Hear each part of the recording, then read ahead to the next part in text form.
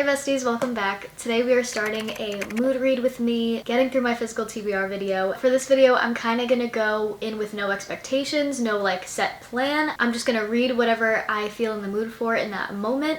And currently I'm actually listening to the dramatized graphic audio of this book, A Court of Silver Flames. The dramatized audio is so cool. It's like they're acting out the lines and you have like the sound effects and it just feels like you're watching a movie in your head and like you're listening to a movie without the visuals. Like it's so cool and I'm really enjoying it. So that one is in 2 parts. So I'm almost done with part 1. So in the physical book, I'm on page 286. So I've really been enjoying like Nesta's story. I'm not like a Nesta hater. I know some people like either love Nesta or hate Nesta, but I just like, she's not like my favorite, but like she's interesting to read about because she's not like a perfect character, you know what I mean? I feel like that's interesting to read about. Like she's not perfect and she isn't like the standard kind, sweet main character, even though she is like kind in her own ways. I don't know, she's just like a very different character, I guess, and I've really been enjoying her and Cassian and their dynamic and like how their romance has been developing. Like literally the line, "Keep reaching out your hand," my heart has grown a million sizes. Like that line just like hits. It just hits straight to my heart, straight to my soul. It's so sweet and I could cry just thinking about it. Like that line, "Keep reaching out your hand." Just keep reaching out your hand. Like it's so good, so sweet. But I love getting to see like Nesta's transformation like as the story develops. I love reading about like a good character growth or character development, so this has been really special so far to read about. And even though I am enjoying it a lot and I think it's just fun, I love the characters, I love the found family, it's just such like a fun read. I feel like if at this point I had to just like rank them in my head, A Court of Mist and Fury just like still holds that special place in my heart for me. Like I think that's my all-time favorite of the series. And then like reading this and then looking back to A Court of Wings and Ruin, I feel like I like it more than I thought I liked it. Sure, like in the middle, like it got a little slow for me, but I think overall it was like a really good read. So I feel like that would be my second favorite. And then A Court of Silver Flames probably, and then ACOTAR at the last one if I had to rank them. But yeah, I think A Court of Mist and Fury is still like my all-time favorite. Like nothing else in the series has yet to like beat that same feeling that I had when I read it. But this is still so fun and I'm having a fun time like listening to the audiobook, and then I'll probably just read the last half when I'm done with that. And I'm honestly so excited. I really hope we get like an Azriel and Elaine POV book because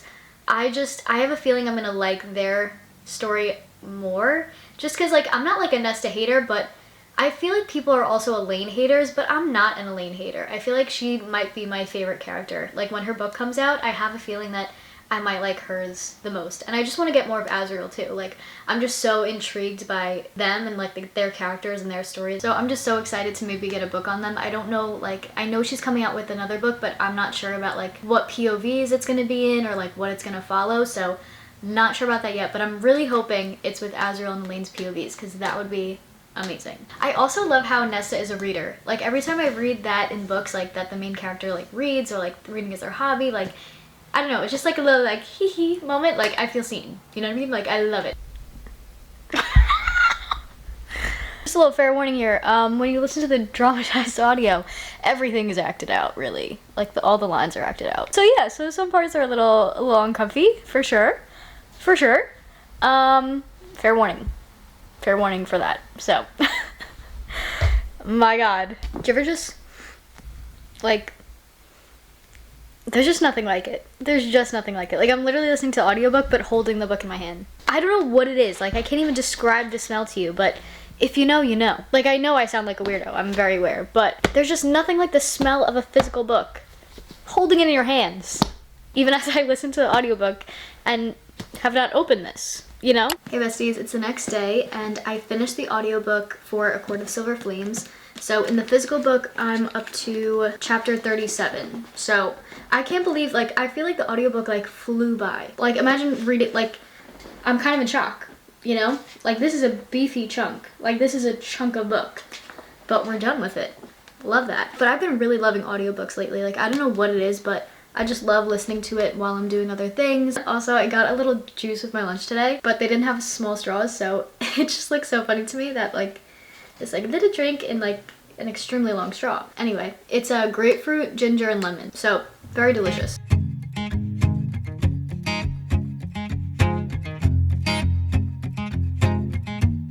Okay, also I wanted to talk about this. So there's a thing in this book, because I don't want to spoil anything, but there's a thing that happens, and if you read the book, you know what I'm talking about, but they don't tell Feyre. And it's like, why? Why are you not telling her?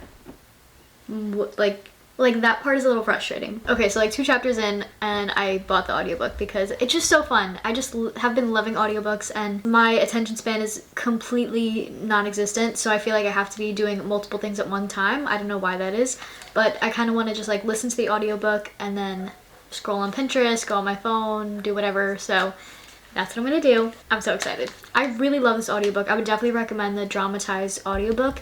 It's on a site called Graphic Audio. Hey, so it's been a few days. I took a little break during the holidays from filming and reading and everything. I just took a little break, but now we're back. So I just wanted to give a little book update. So A Court of Silver Flames, I've continued on with the audiobook, and I really love the audiobook. I don't know, it just like helps you like get into the book quicker and like envision everything, and it's just so good. So at this point, I'm up to chapter 56 of A Court of Silver Flames, and at that point you'd probably think like, oh, like why don't you just like finish the book, right? You'd think, but the mood has changed since I took that little break from like filming and reading and everything, so I kind of want to jump into some of the newer books that I got. So I think I'm kind of in the mood for like just a quick little cheesy, cute romance book. And Check and Mate by L.A. Hazelwood has kind of been just like staring at me from my bookshelf. So I feel like I'm kind of in the mood to read this, and then after I read this, then I'll finish A Court of Silver Flames. I don't really know too much of what it's about. I just know it's like a love story and it's about chess players. No idea. But I have heard a lot of good things about this book, so I think I'm just gonna jump into this one.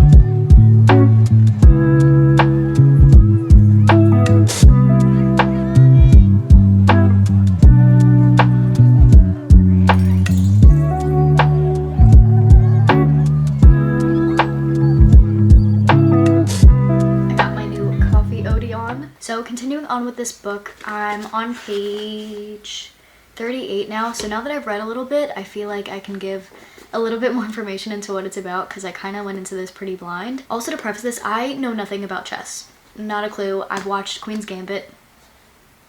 That's about it. Know nothing about chess. So really, like, going into this, you don't have to know anything about chess, but like it's really fun to read about the chess world, and it's just like so interesting. And then when they have like the chess games, it's just exciting in a way. Like, I just love it. So I've been really enjoying this so far, and I mean, I'm only at the beginning, but I like how like the romance is being set up with like these 2 great chess players, and like she beats him in chess. It's a great meet cute. So I really am enjoying this so far. It's really cute. But basically this follows Mallory, and she's like a chess god, chess genius. Like, she's so good at chess ever since she was a little girl, and that was like her and her dad's thing that they bonded over. And then I think after the dad died, she kind of stopped playing, but there's like a little bit of a mystery. Like, you don't know the full story of like why she stopped playing yet, but you know that like obviously something tragic happened, something traumatic happened where she's not playing anymore. So she used to be like amazing at chess, and now years later she gave it up, she quit playing, and now she's kind of like taking care of her sisters and her mom who's sick. So you have like a lot of family stuff that she's dealing with, and I feel like it adds a lot of like depth to the story itself, like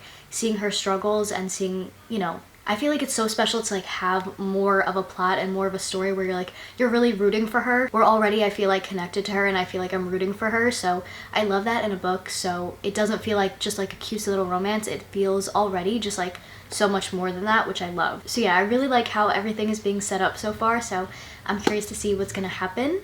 So let's get to reading. Something about you I like, about you I like.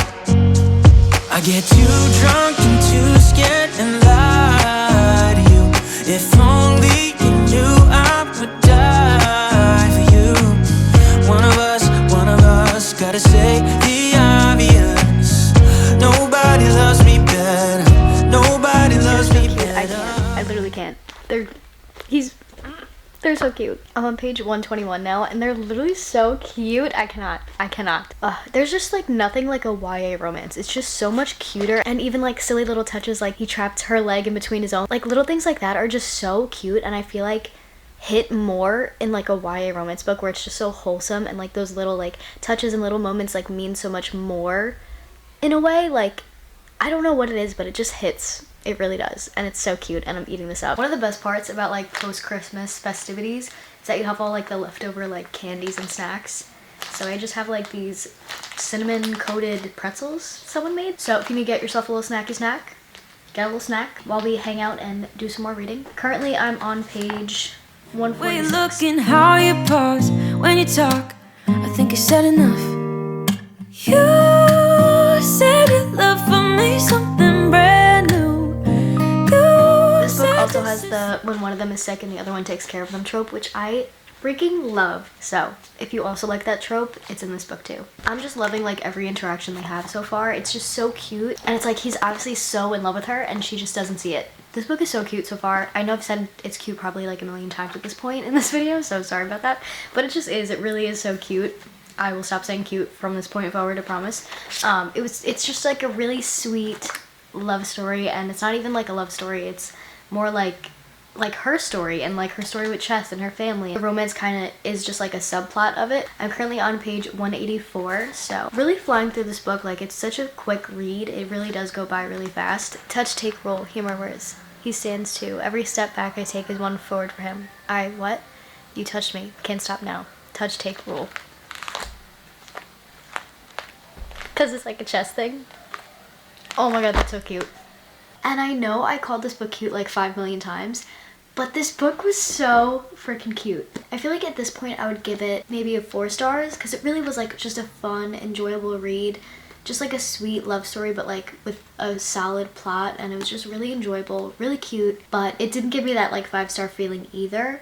So I feel like at this point I'd probably give it a 4 stars, but it was really good and I would definitely recommend it. I really enjoyed this book a lot. I feel like I'll probably read one more romance book and then go back into like fantasy books. That's usually how like my rotation works, where it's like I'll read a romance book or maybe 2 romance books and then I'll go back to fantasy and then I'll read a romance book to like palate cleanse the fantasy book. It's a rotation. So I feel as though, or I don't know. So I actually think I'm gonna go back to the audiobook and then just listen to the audiobook while I do other things and just get ready for bed. I probably won't finish it until tomorrow, so tomorrow I'll probably film a little bit and I will check back in with you guys tomorrow. So I'm actually a big ol' liar and I did not continue the audiobook for A Court of Silver Flames, but I did start a new book, and that was The Girl Who Fell Beneath the Sea, and it's so good so far. I read it all last night and now I'm at page 113, so really loving it so far, flying through it. And I will be finishing A Court of Silver Flames at some point, probably not in this video though, but the whole video is mood reading, you know, so we gotta follow the mood, you know? We don't want to get into a little slumpy slump.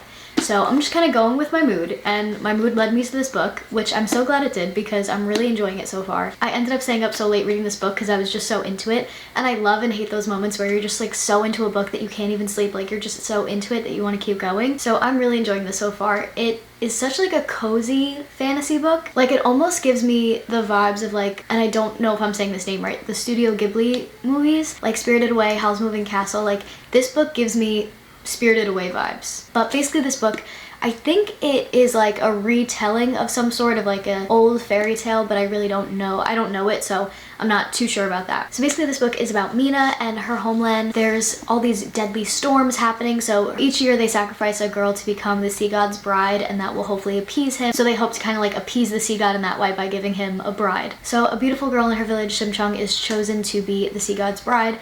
But the only problem with that is that her brother June, who she loves so much, that's one of the beautiful things so far that I've seen, is like the familial love like between her and her brother is so sweet and so endearing, and it's so like heartwarming to read about. But basically her brother June is in love with Shimchung, and I think she also is in love with him, but she's chosen to be the sea god's bride. So when June goes out on the boat to try to like protect Shimchung, and she doesn't really want to go either, you know, to be the sea god's bride. So Mina steps up to save her brother and volunteers to take Shimchung's place as the sea god's bride. So now she's thrust into this new world with spirits, and it also mentions the invisible string, like this string, the red string of fate or something, which made me think of the Taylor Swift song, so that is now the song that I attached to this book. I love just like the lore and just like the vibes of it. It's like very like cozy fantasy with like a little mystery to it. You don't know like exactly what's going on, and like it's just so interesting so far, so I really have been loving it. So now she's in the spirit realm, but the sea god is cursed with like an enchanted sleep, so now she has to team up with a bunch of spirits and try to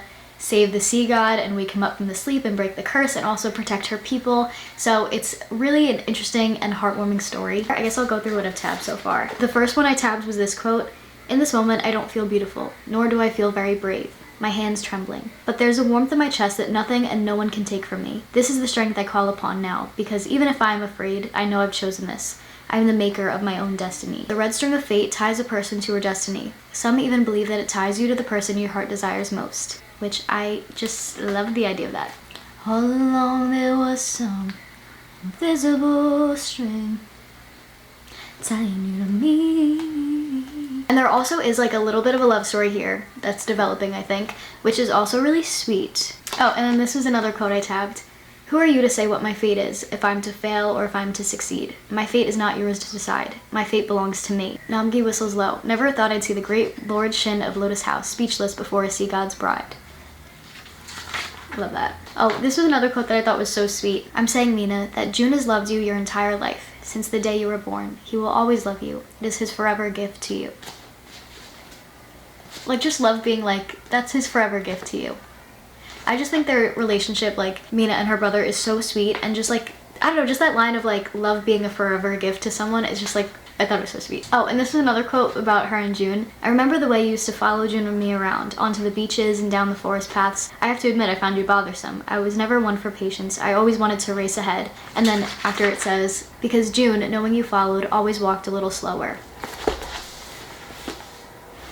That is just so sweet. It's so sweet.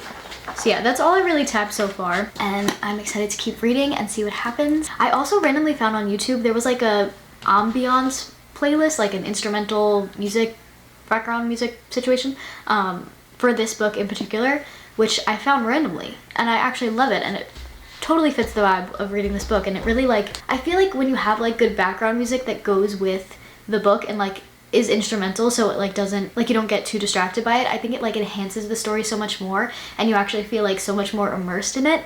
So I've really been enjoying like listening to that in the background while I'm reading this book. It just adds to the vibe. So I'm probably gonna make some coffee. You're probably like, Megan, you're talking so fast, you definitely don't need coffee. What can I say? So I'm gonna make some coffee, and then we're gonna get to reading and just have a cozy, comfy day. Let's make some coffee. I actually, guys, I got an espresso for Christmas, and I'm so excited. I've been using it every day. I've been loving it so much. It's just like the best thing I could have gotten. Like, I literally got so many good books. Now I got an espresso, coffee, books. The best Christmas ever, truly. So my personality is basically coffee and books at this point, but I love it. I tried drinking almond milk, but I'm just like not an almond milk girly. Like, I really am not. So I love the Chobani oat milk, the extra creamy one. So I've been using that, and just really, I haven't really put any extra flavoring in. Maybe I'll get one of those like Tirani syrups, just to like add a little something to it sometimes. But really, I've been loving it just like plain with oat milk.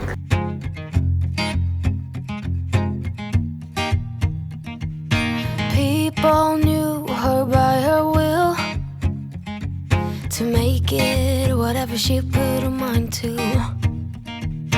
Late night hours up the hill, serving coffee to strangers, talking It looks so beautiful and frothy. She kept dreaming of a world big enough for everyone. She knew it So good, so good. grows. She kept dreaming of the day butterflies survived the wheel. Even though she got knocked down, it never showed. Dear Lily, where'd you go? Where's your heart at? Why'd you fall back?